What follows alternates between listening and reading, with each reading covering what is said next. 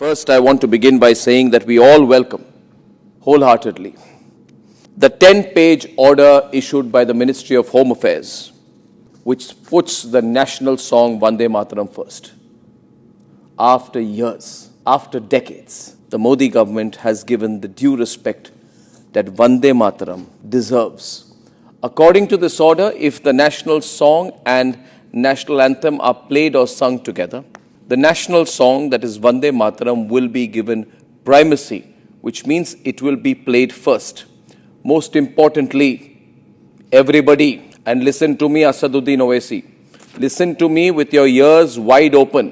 When it is played, you will have to stand in full attention, Asaduddin Owaisi and Rahul Gandhi. But most importantly, the full 6-stanza version of the national song, ladies and gentlemen, including the 4 stanzas that had been historically excluded by the Congress from official use, must be played or sung.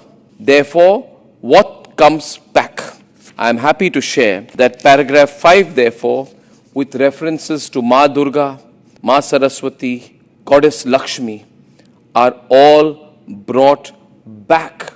This is therefore the original Vande Mataram which will be played. Viewers, please remember, who had a problem with the original Vande Mataram? The radicals had a problem, the Muslim League had a problem, Jinnah had a problem, and Rahul Gandhi, I hope, does not have a problem. Jinnah had a problem, and therefore Asaduddin Owaisi has a problem. Now it is no longer a matter of choice. The national song, the Vande Mataram, will be played at state functions, civilian award ceremonies, flag hoisting events, and during arrivals and departures of the President and governors at formal events. Ladies and gentlemen, schools across India have now been directed to include Vande Mataram in school assemblies and promote respect for national symbols.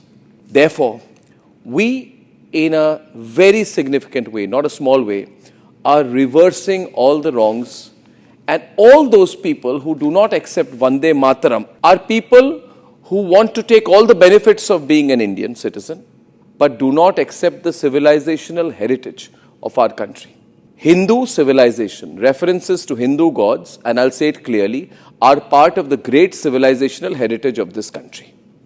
You may be from any religion, but there is no reason for you to believe that the civilizational heritage of this country does not apply to you. It does.